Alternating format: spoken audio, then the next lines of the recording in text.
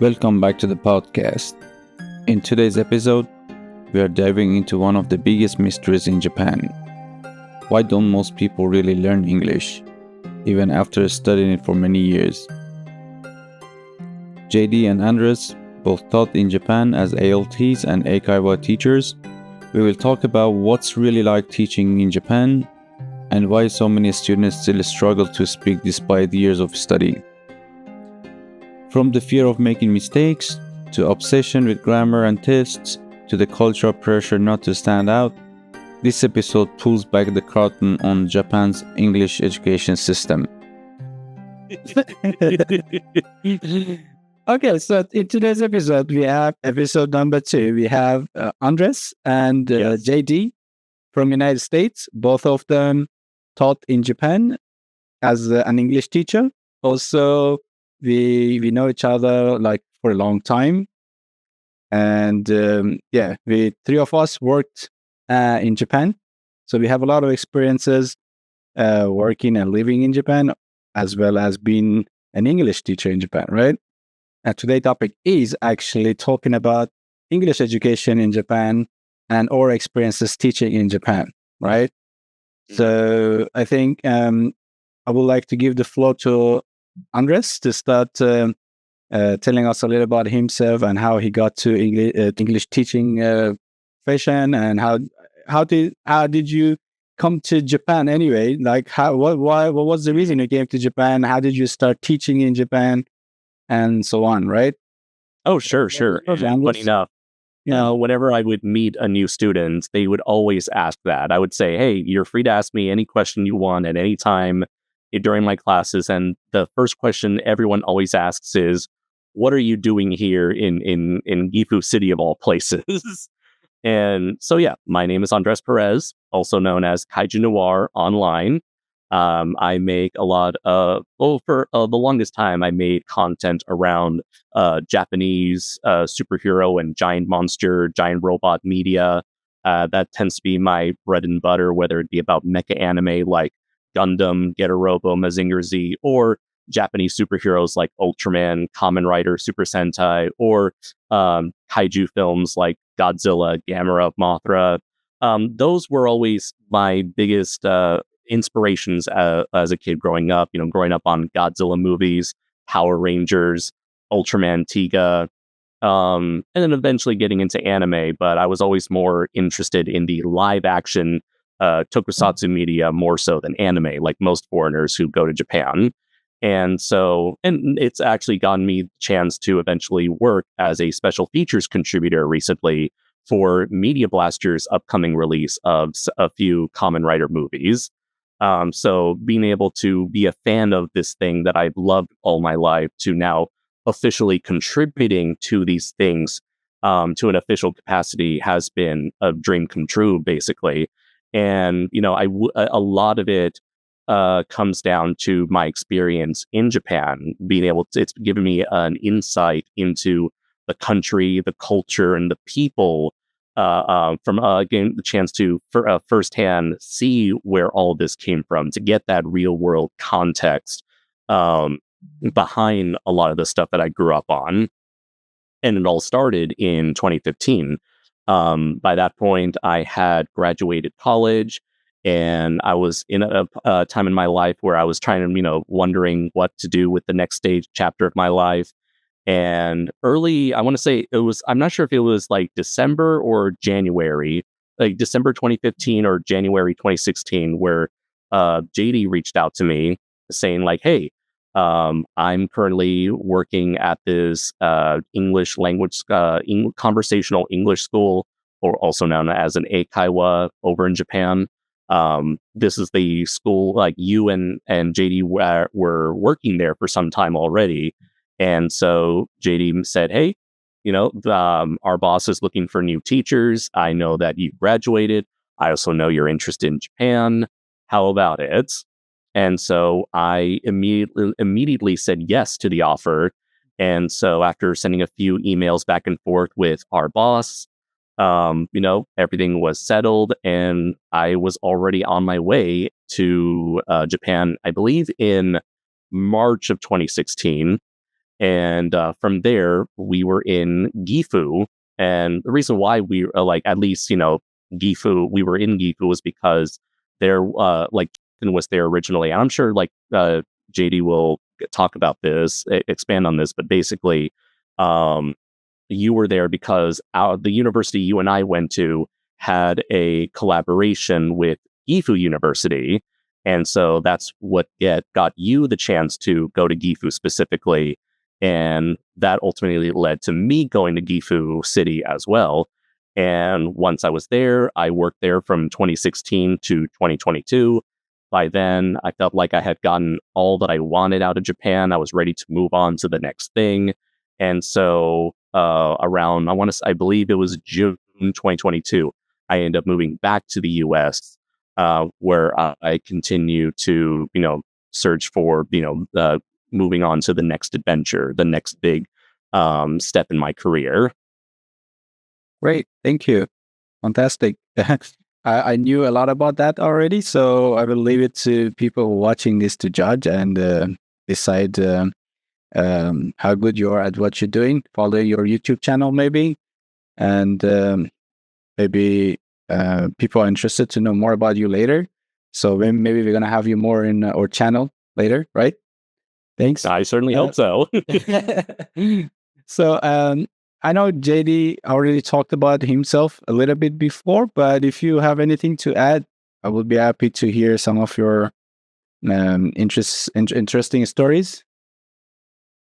Sure. I think it is working this time. Can you hear me? Yeah, we can hear you. Yeah. Okay, great. I think there was some problem with my mic, but yeah, as Andres previously said, I guess I didn't mention this in the previous on the previous episode, but it was for I went to Gifu University as an exchange student, and it was for an intensive Japanese program. And while I was, just to give a little bit of background, you're kind of interviewed. I think this is from what I've come to understand, or talking to people throughout the years who've done the same kind of thing. You are interviewed by your Japanese department. You will be interviewed by usually the head of the department, asking you why it is that you want to go to Japan. And they, of course, asked me that. And I said that I wanted to get as fluent in Japanese as possible in this 1 year. I think I had originally written that I wanted to go to Tokyo. I just didn't know too many cities, right? I actually came to find later on that I knew almost nothing about Japan, especially once I was there, like my first year, knew almost nothing ever. And so yeah, I wrote down Tokyo, and then when they read out that what my goal was becoming fluent, the director said, I don't think you should go to Tokyo. I think you need to go somewhere like I think it was either Gunma or Gifu, but Gunma was already taken because I think that was actually a little bit, because our university had some sort of relationship. Like, I think it was a stronger relationship with Gunma. So someone was already assigned there. So they assigned me to Gifu. And of course, I had never heard about it. But yeah, so while I was there, I met someone who was working at the same place that both myself and Andres ended up working at, which is an Eikaiwa, which is an English conversation school. I think a lot of people online have heard about these. So this, I was asked, the person who is currently the English teacher at that school at the time was trying to move on, as he was trying to move back to his home country. So he asked me if I could replace him. And in turn, yes, when it was my time to go, yes, I kind of did the same thing. I asked Andres. I told him there was an opening, I think 3 to 4 months before. No, was it actually longer than that, before I actually left? No, there was an opening. We had more and more students, so we needed another person. I remember me and Andres actually. Oh, yeah, remember it was Corey who left. And that's why I was asked to come in. Oh, that's right. He was already working there. Never mind. Okay, they needed a new person, so they got me, and I worked together with Corey.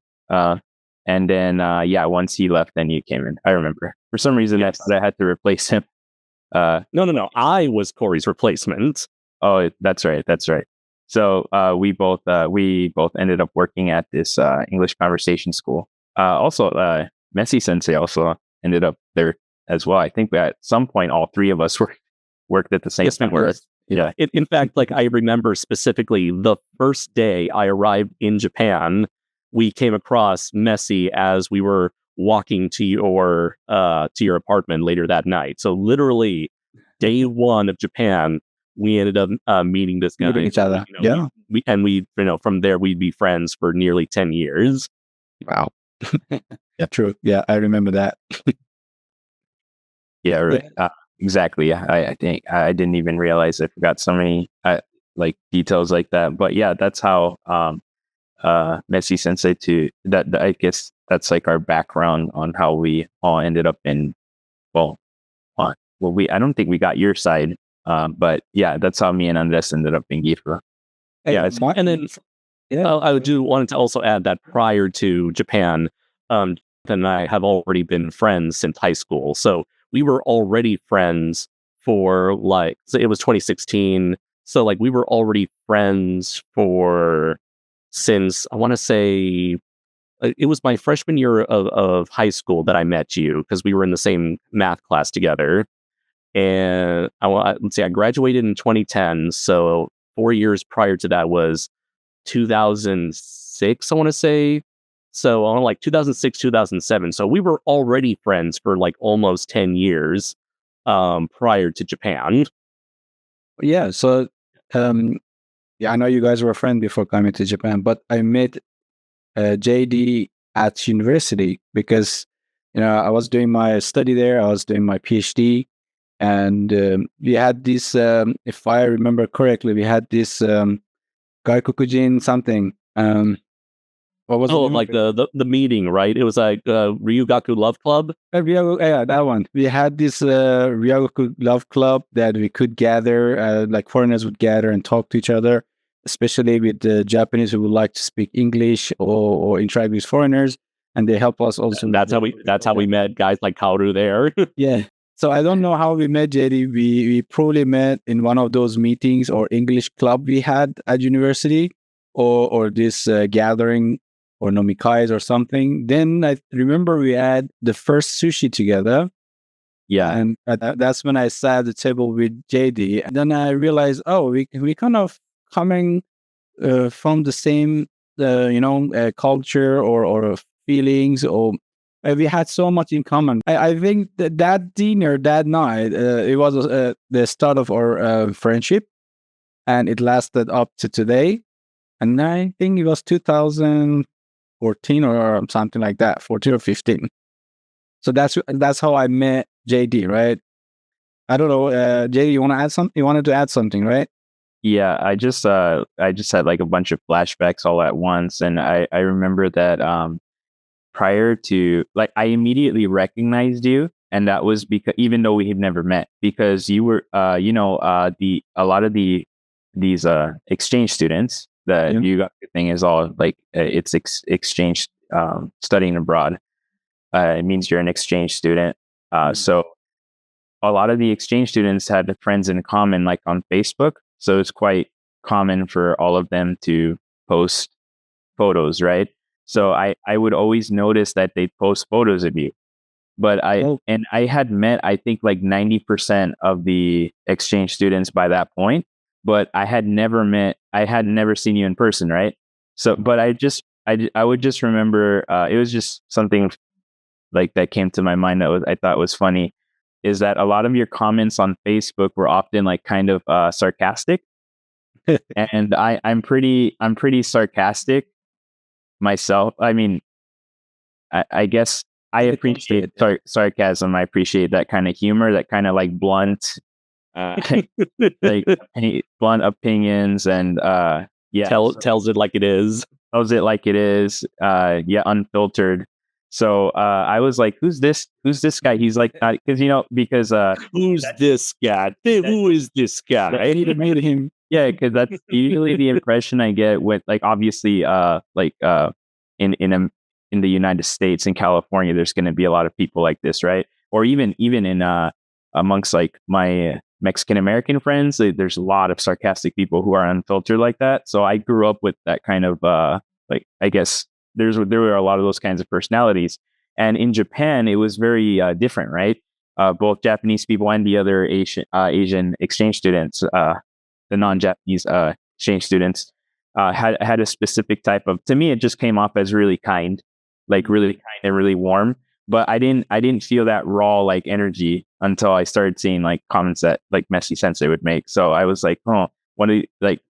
I've always like kind of wanted to talk to him. So when that day, I just remember like, oh, he's right here, like, and we're at the same table. So that was, I just remember that.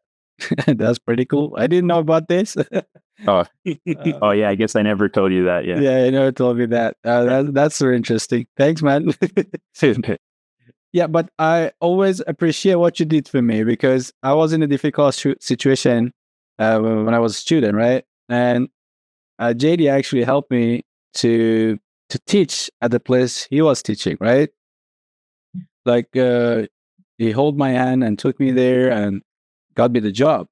And if it wasn't because of him, I would probably have done something different, or maybe I would have struggled a lot that time, right?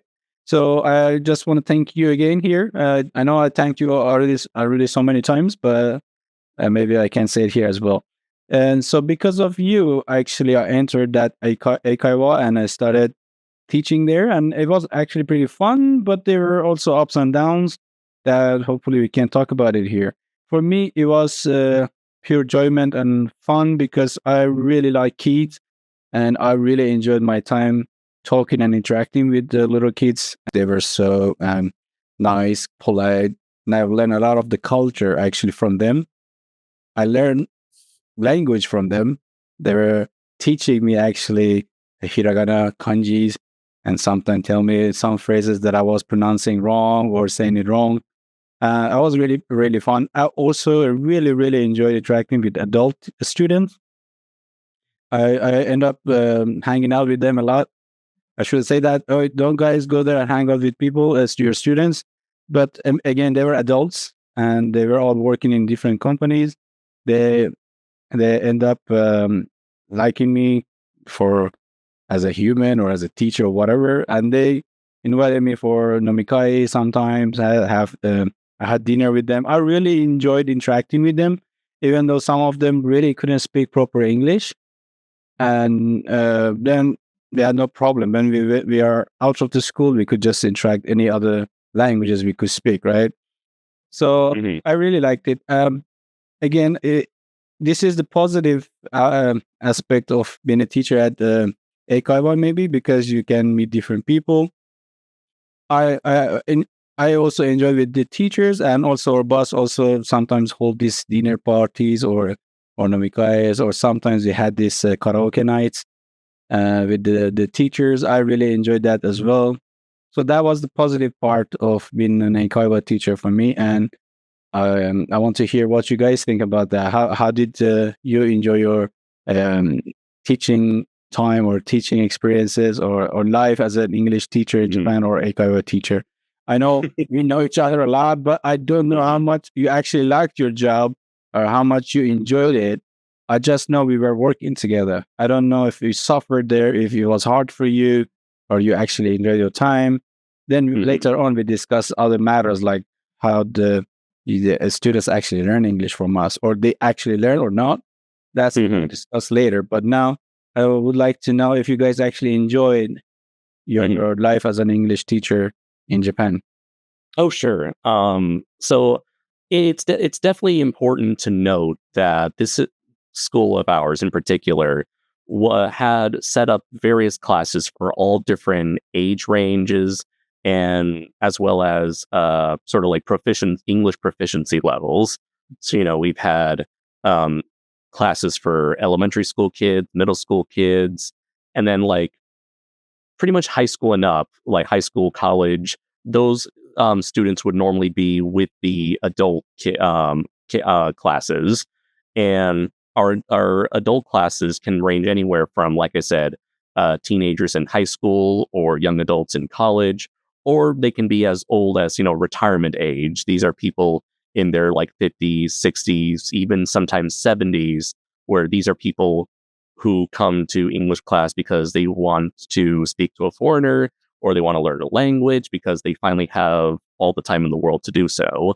And that is definitely a very interesting thing to note, is the various reasons why people come to Eikaiwa classes. For some of them in their 20s and 30s, they want to learn a new language so that they can get themselves a promotion at work that requires a specific proficiency in English, so they can go abroad to international conferences and whatnot.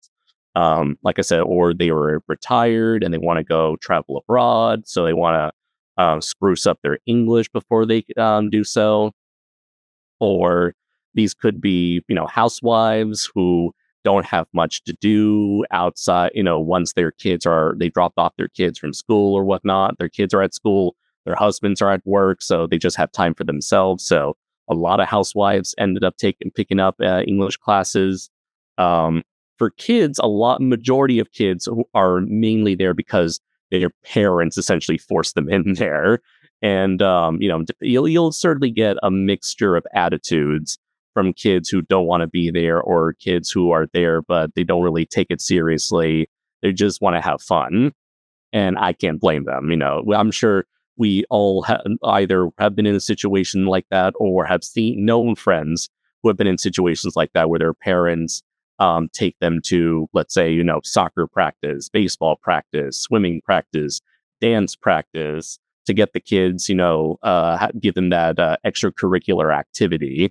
And in this case, for parents, it's English because they want them to succeed at that portion of their education, akin to how they go to take their kids to cram school, which is another thing that's very big in Japanese culture, just taking them to a secondary school where they get do more studying, get more homework.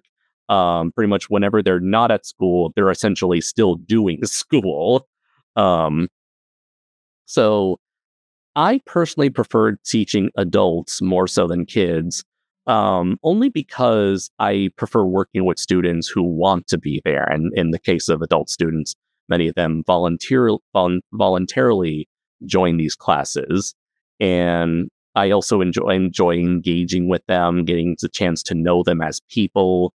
I tried my best to be on their level, even though in Japanese culture, the sensei is, way up on the social ladder while the students are beneath them. I try to say, hey, you know what? Don't look at me as like your sensei. Look at me as, just a guy that you're here to talk to for an hour. I try to, make my classes as casual as possible, make my students feel relaxed as possible, make sure that nothing is off the table. You can ask me anything. If you want to talk about something, we can talk about whatever. If you want to learn about something specific, we can do that. And that's another thing about this school that we taught at, which is very different from a majority of Eikaiwas out there. And that is, we never went by a rigid lesson structure like other classes, where we did have textbooks, we did have worksheets, but we didn't need to adhere to them most of the time. Now, in the case of the kids, I would absolutely rely on the worksheets, as well as, whatever board games, flashcards, any sort of like tools that we would use to teach the kids. But for my students, most of them were basically free-form conversations where we're just, again, having an open conversation about anything and everything. Sometimes there'd be some grammatical lessons in between that I would teach my students.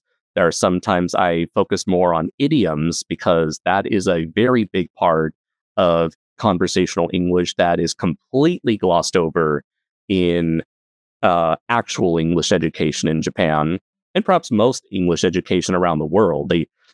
Idioms are something that we naturally pick up over time through everyday conversations, which is something that the Japanese do not get the chance to do, or anyone else for that matter who is not in a country that primarily speaks English.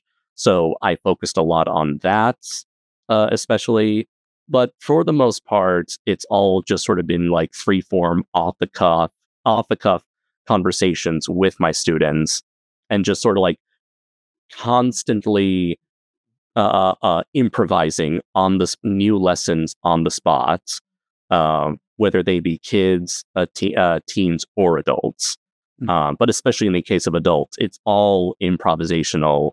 Whereas most other Eikaiwa schools, they may be more like strict, more rigid, more like, today you're going to go through pages 38 through 49, and then, have them answer these, assigned questions or worksheets, or fill out these worksheets. But really, our school had a much more casual environment where, there wasn't really a uniform code in place for us. We can pretty much dress however we'd like, teach whatever we like, conduct our classes however we'd like. And if there's anything that we would need for our classes, like new teaching material, our boss would help to, help us out wherever they could with whatever is needed for us to conduct those classes. But for the most part, we were given a lot more freedom than most other schools, and that was a very interesting experience. It was a lot harder because that meant it was all on us to come up with those lessons, but at the same time, having all that freedom, that like the need to come up with new stuff on the spot constantly, week after week, was certainly like a very challenging but also very rewarding process, as I got to befriend a lot of these students of mine, and really got to, close to them, where it's like it felt like, seeing them week to week for years on end, like getting to see kids grow up into adults, to watch college kids grow up and graduate and entering the workforce, watching students get married and becoming parents for the first time, watching parents become grandparents for the first time. It truly was a very beautiful experience to watch these students grow up, and being able to witness that the longer you've stayed with that, I've stayed with that school, and it's an experience I wouldn't trade for the world. And even though ultimately I decided that, I was ready to move on from this, from this job, because like I said, I had gotten my fulfillment of, life in Japan. I was ready to move on to the next thing, because ultimately teaching English was not something I wanted to do for the rest of my life. It absolutely was like an emotional whirlwind, roller coaster, being, to say goodbye to these people who I come to deeply care about. And, a part of me really does still misses part of me still misses my students, but I don't hear, that's a thing. It's like, I don't regret quitting work, but, naturally, when you build a bond, like when you built an attachment that deep, it's like, yeah, there's always going to be a part of me that misses that time of my life. But it's like, that's the thing about life. Nothing ever stays the same forever. Nothing ever stands still forever. You got to keep moving forward, keep moving on to the next level, getting yourself higher and higher. So yeah, it's like, I look back with fondness. I look back with so much gratitude that I was able to do that. While it pains me to, not be able to see my students continue to grow up, I am still happy that I got to be there for that portion of their lives during the time they were there. And I wouldn't trade, like I said, I wouldn't trade it for the world. Yeah, true. You had your impact anyway, and you've seen they achieved something through you. Maybe they've learned something from you. Oh, absolutely. They definitely remember you as well, and definitely they miss you as well. So, for sure. I mean, I do have the hope that like a part of me will always remain with them, as much as a part of them will always stay with me. that's gonna happen. It's actually happening. I have the same feeling. I think JD has the same feeling. I sometimes think about our life in Japan and the moments we had with our students and friends. I always remember the time we spent with friends at Nomikai. I keep saying Nomikai, but I think that was the place we all gathered and had some fun and talk and maybe play some music and dance or whatever. Barely dance, but yeah. So I think I also remember my students, and I always hope they achieve something and they got something out of the classes we had with them, or experiences at least. And hopefully they are successful now in their lives. And JD, also you can add something to this if you don't mind. Yeah, I think so. My take on it's going to be, I think, a lot different from yours and Andres's, and I think that this is primarily because both you and Andres seem to basically understand the assignment. I think you both pretty much realize, like, this is what I have to do in this role. How I have to do this job, which I didn't, or even if I did, which I don't believe I did, I kind of rejected what my role was supposed to be. And I think me and actually we would talk about this sometimes, and I think you'd give me advice like, don't take this job. That if you interpret the job the way that you're interpreting it right now, you're not gonna have a good time. You're gonna stress yourself out. You're gonna you're being a little bit too serious in the wrong in a way that doesn't apply to this job. So I didn't necessarily have the best experience with the job, because the entire time I constantly tried I was trying to create some sort of like learning environment that just it wasn't possible.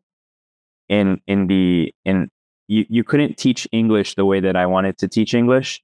And then a lot of it was just basically just stress about whether or not I was doing a good enough job, or whether or not what was expected of me, what the students wanted. I think Messi and this can probably, sorry, I cut you off. I think you were the most serious among us. You were so serious about delivering something to students, and you wanted them to really learn and speak English. You didn't want to waste your time just going there, blah blah, and get your money, right? That's who you were and who you are. So you took it very seriously and actually hit you hard, because I think you were in the wrong place in the wrong time, and you were doing your best, but you didn't get the result. And it was hitting you because, wait, am I doing something wrong, or something's wrong with them, right? So that's exactly the problem we want to talk about here. I'm an educator myself. I'm a professor, right? Kind of, but I've been dealing with many people in my life, and sometimes you have to just take it easy, because as Andres said in the beginning, right? Some people are not there to learn; they've been forced to be there. I have many of my students, I would say they felt the same. They were forced by their parents or government or whatever to just go there, check the box and leave, right? So then you're doing your best for somebody who doesn't want to learn, okay? That's why maybe I told you also, sometimes you have to calm down and take it easy, because you have to know who you are teaching, actually, right? And Eikaiwa is not, I think for me, from my perspective, Eikaiwa is just a playground, to be honest. They come there to just chill and relax. As you say, some mothers put the kids at school and they have nothing else to do. They just come to Eikaiwa to just interact with other people, or just learn something new, or experience something new, right? But some people are serious. We already know that. We had serious students as well, right? So I think, and when I think about it, yeah, in education system, sometimes you have to know what type of students you're dealing with. You have to know your students. You have to know where you're teaching. I'm pretty sure if you teach at MIT, the level of expectation is higher than teaching at, let's just say, Gifu University, right? Or I don't know about universities in the United States, but a very cheap and low quality university, right? Or college. So the expectations are higher. You have definitely, as a teacher, you might have more stress to dealing with the students who demanding too much. I didn't see that high demands from students. I really want to speak English, and you have to do it. Or no, they just came, wanted to have a good time, okay, and they didn't want us to pressure them too much sometimes. And so whenever I put pressure on them, I felt that they don't feel comfortable, right? That's my perspective. I don't know. What was your experience, JD? So, to add, I think that's very accurate. I even had a student at the time. So a lot of these lessons for me ended up taking place in Japanese because I actually knew at the time I didn't realize how much Japanese I knew. I thought I was terrible, but I knew a lot more than I gave myself credit for. So a lot of the classes they would just speak in Japanese. Like a lot of the students, there would be 6, 7, 8 students in a class, and they're just speaking in Japanese. I'm not speaking in Japanese. Like I'd reply to them with a short English phrase that I thought, okay, at least I'll throw this in there because they're coming into the class and they're just using Japanese the whole time. Which I thought it was interesting because I was trying to get better at Japanese, but I did feel guilty about it. So I would try to put some English in there. But yeah, they I think even some of my students were realizing like this guy is like, we're not what he's trying to deliver. That's not what we necessarily want. Like, he's trying to actually get us to speak English to like a fluent level. And we're just not willing to put the effort in. And they did tell me in Japanese, like they actually said it like, well, the reason, like they were impressed by the level of my Japanese, which I couldn't understand them. Like they praise me and I'm like, no, I'm trash. Like, don't praise me. And it's really annoying. And like they would say that the reason now we understand why he can speak Japanese and we cannot speak English. And they would just look at me, and it was based off of like my energy or what my goals were. Like the mistake that I made was because I was so desperate to get fluent in their language. I assumed, and there was no, you could not convince me otherwise. Like I thought 100% this is the way it is, which I was totally wrong. I assumed that this is what they wanted too, because anytime anybody would say, "Oh, I wish I could speak English," like to a really high level, I would think, really? Because I think the same thing about your language. Like I want to speak Japanese to a really high level, and I understand that I have to do this to get to that level. So let's do that with you as well. And that's not what they want. That's actually not what they wanted. And yeah, I was totally, I didn't read or even if I did read it, I just completely ignored it because ultimately my goal was I actually found out that I was a teacher. I actually am a teacher, but I'm not a teacher that can excel in that kind of in the environment that is like an Eikaiwa Kyoshitsu. And I don't know if I ever will be able to do that. Like and I basically don't understand the assignment. I don't understand what I'm supposed to be doing. But yeah, I eventually just realized like it's not English that I want to teach, it's other stuff. Like I have a really fun time teaching Japanese, right? So, or I have a really fun time teaching like IT concepts. But when it comes to English, I don't have as big of a motivation to teach English unless the person really wants to. And I always looked at your situation, Messi Sensei, and I thought like as you are not an English native speaker. I thought, man, that would have been awesome. Like if I was not an English native speaker, just like Messi, because I would have been able to teach English, but it's not even my native language. How interesting is that? How great is that? And so that's actually why I felt like you had a talent for teaching English, and I thought you could teach it in your own way, and it could be super unique and it could be very, very different from even that of the native speakers, the native English speaking teachers, including myself. I of course was pretty much comparing you to me, and I thought that's something that the students should have. So that's why I recommended you to our boss at the time. I just felt like, why aren't you already working there? That was my honest opinion. And I always thought that about all the teachers. I always thought that in general, like about the non-native English speaking teachers at our Eikaiwa. I always thought like, I honestly did think like, man, maybe it would have been better if I wasn't an English native speaker in this situation. I probably would have enjoyed this a lot more. But that's just me. It's because of my personality. So, yeah. I mean, you touch a very interesting topic here because I think for me, because I've always been educator, I've been always teaching, I think since I was maybe 17 years old. Because I used to teach, I actually got a certificate of teaching Photoshop when I was 17 years old. So I started teaching people actually Photoshop after like I got the certificate privately. So I think I pretty much enjoyed teaching. The language was for me just another obstacle I think this is the problem with teaching education in Japan in general, or maybe the rest of the world, I don't know. But as we're talking about Japan, I think this is the problem in Japan. Most of the teachers who are coming to Japan as ALTs or other ALT or something, they are not educators. Okay, they just come because they're speaking English. They get hired because they just speak English, right? So they are not educators. They don't know how to teach people. They don't know what education means and is, right? So just being able to speak English doesn't qualify you as a good English teacher, right? I think that's one problem that I really want to talk about here.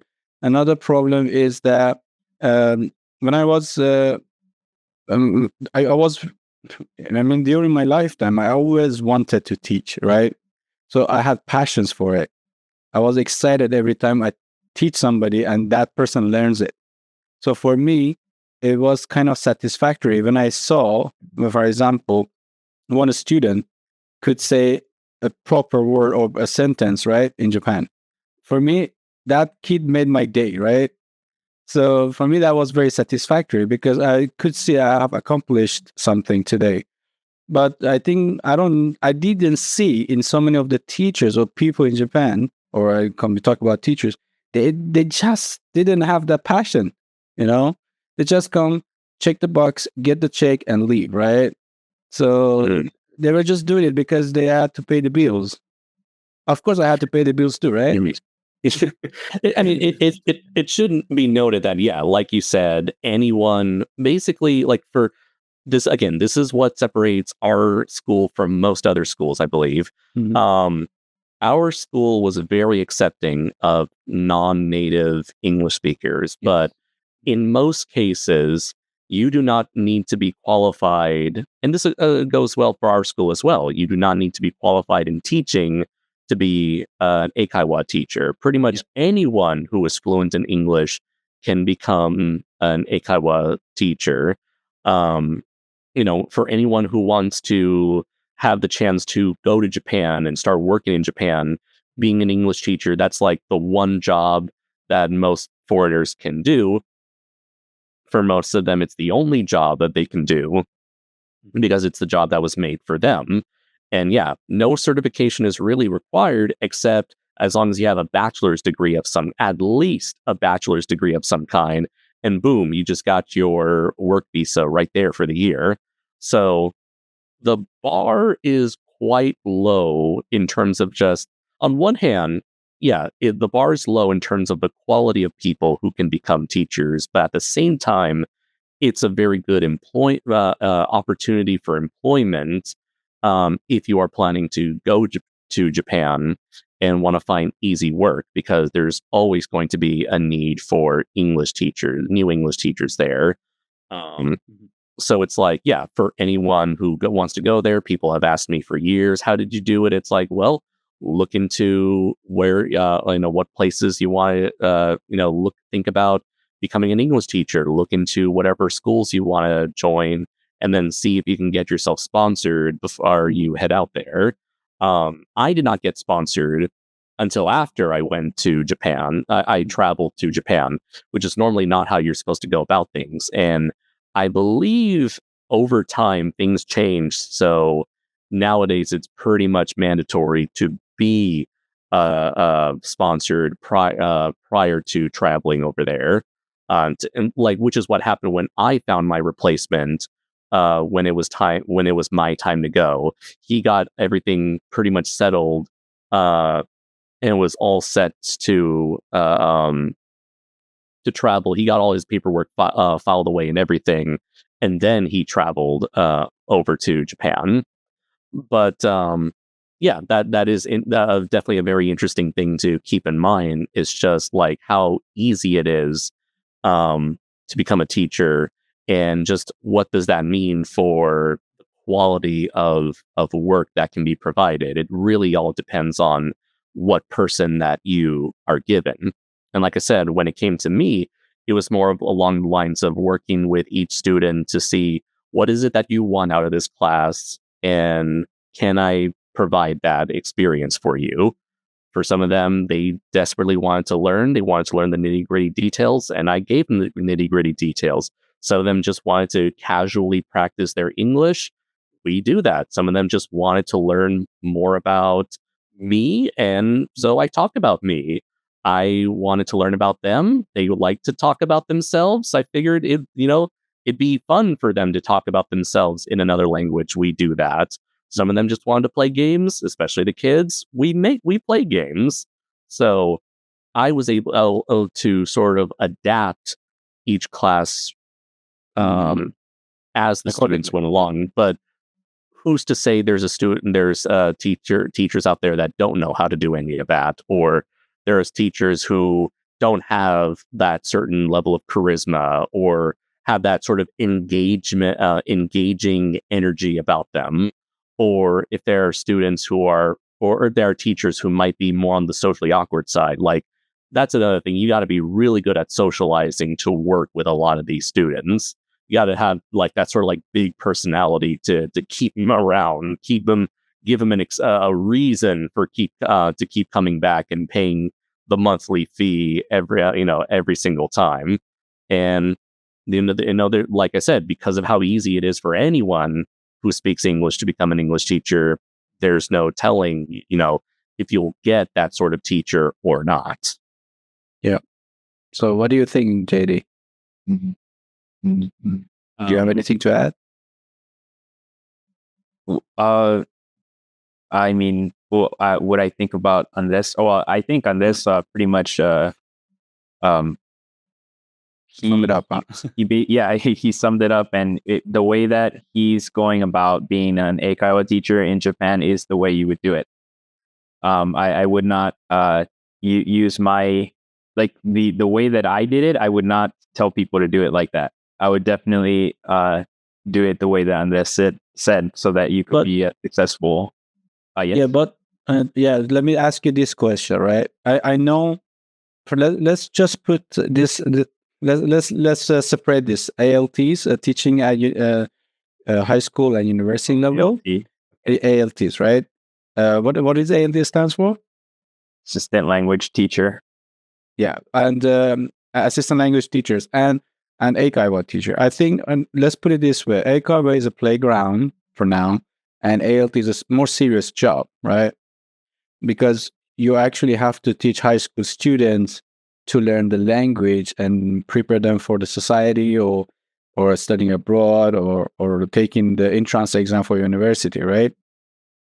So if the same concept applies at ALT level, that is a big problem, I think. Don't you think? If the same people who get hired at Eikaiwa become an ALT and teach at a high school level, or maybe some of them actually teach at university level, like as part-time job or something, don't you think that's a big problem? Yes. Well, I mean, you can't really do that because you cannot. No, what I mean is, you wouldn't. So you know how we had so much freedom. Well, at our Eikaiwa, Yes. Yeah. Conversation school, we had a lot of freedom, as Andres was saying. And it wasn't always the case. That's actually usually not the case. Of course, we worked at a smaller Eikaiwa, which actually a lot of that was good. Very, very independently owned. Yeah, if I was to talk about which English teaching job I enjoyed the most overall, I would probably say it's a close tie between this one that we all three worked at, this Eikaiwa place, and the ALT job. Definitely not the the English schools that I worked at later, which were those. I won't get into that right now. Those are like private kindergartens and other Eikaiwa English conversation schools.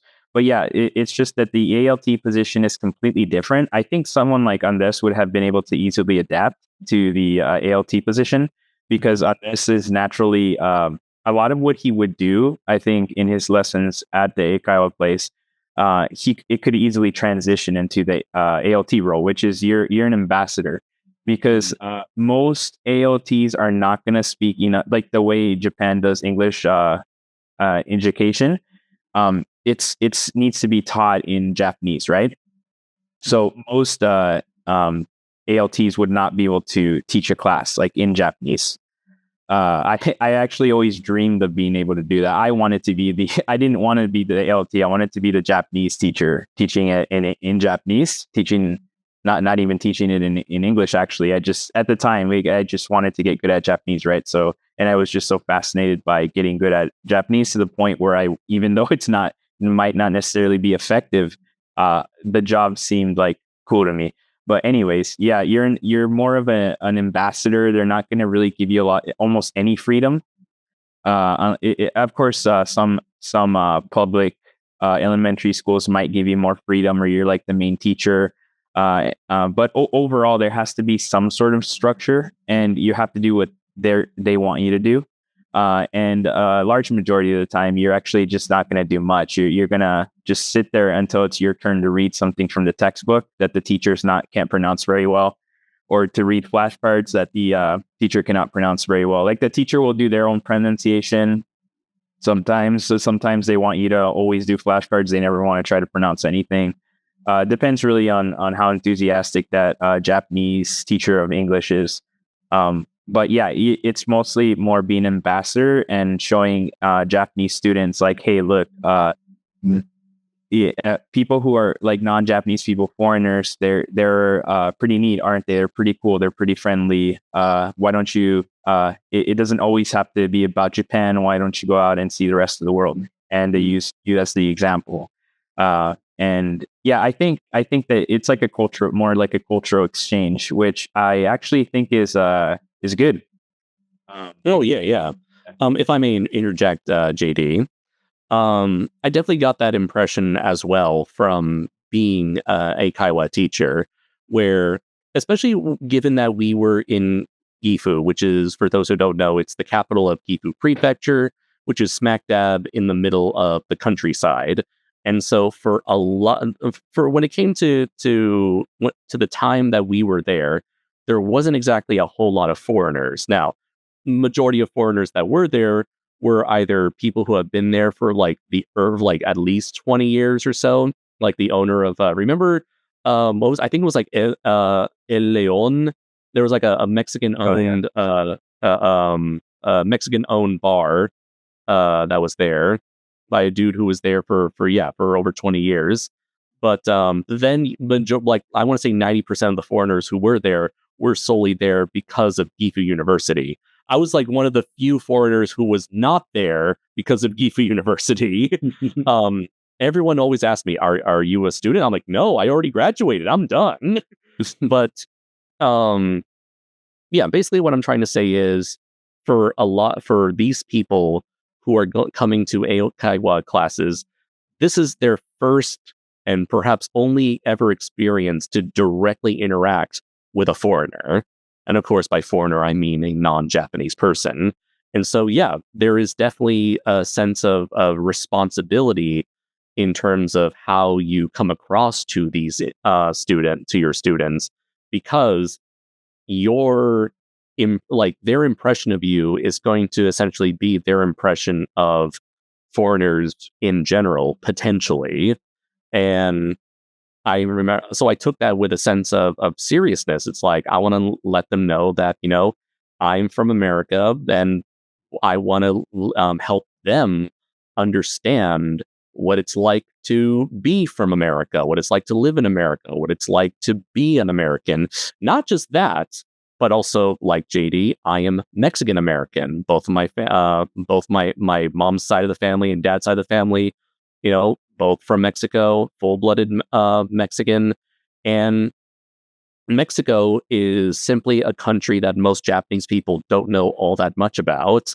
They know that it's a place that exists, and that's about the extent of their knowledge there. And so I was pretty much my students' introduction to Mexican culture. Just I would sprinkle in some Spanish. I would teach them a little bit about Mexican culture, a little bit about Mexican food, Mexican traditions, Mexican music, icons, just because I wanted it's like JD was saying, it's a cultural exchange. I wanted to help open their eyes to this whole part of the world that they never even thought about, and who knows, potentially get them interested in. But that's what I mean in terms of being like somewhat of like a pseudo cultural ambassador, which sounds kind of serious, which it's probably way more serious than it actually is. But again, it certainly plays a huge factor in terms of being a foreigner in a foreign land and wanting to make the best impression on these on the people that you work with, so that they would have a very positive image and impression of you and your sort of like cultural background, if that makes any sense. It makes sense. Totally. Oh, sorry. I just wanted to loop back to really quick. Sorry. Before I forget, it's an earlier point that you made before, right before we switched to this point. So I wanted to address it really quick. So yes, we do have the Eikaiwa profession, and we also have the ALT one, right? So yeah, I think what's happening is that every single person in this chat, so like Andres, Messi, and myself, we could do both roles. The reason is because, well, actually, I don't know if I'm such a good Eikaiwa teacher. I think I'm much better ALT, but I think you, in particular, Messi and Andres can both, they can do both of the Eikaiwa and ALT role. And the reason is because, both of your guys' personalities, you're capable of following rules. So for the ALT position, which is really, you have to do what you're told. You have to put up a certain image, right? You have to give Japanese people a certain impression, the students, etc. So you're following some sort of a guideline. Whereas with the Eikaiwa, you might not necessarily be doing that. You could have a lot more freedom. There's certainly teachers in Japan who can only do Eikaiwa because of their personality. They don't like. I've met plenty of people like this. They could never go to a public school. And basically, for lack of a better word, I kind of like just stand there and behave. Their personalities are much better suited for an Eikaiwa role, where they can be more of an entertainer in that sense. So yeah, you were saying earlier that certain like qualities that could work at an Eikaiwa, could they work in it for an ALT position? No. I think the ALT position, you have to fit a look, and you have to play a very specific role that not everybody can play.